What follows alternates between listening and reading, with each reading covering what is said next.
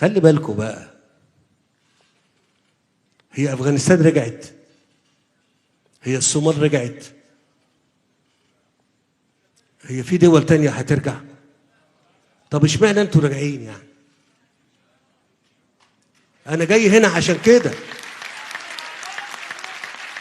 عشان تفهموا مش مطلوب تعيشوا، مش مطلوب تعيشوا، مطلوب يا ساتر، يا ساتر على اهل الشر وتخطيطها وترتيبها لإيذائنا كلنا، ويستخدمونا ناكل بعضنا البعض، ويقول لك خلي بالك ده مش سائل فيك، خلي بالك دول مش واخدين بالهم منكم، خلي بالك ده ما بيأكلكش، خلي بالك ده ما بيعلمكش، بس ما قالكش خلي بالك انك انت فقير قوي.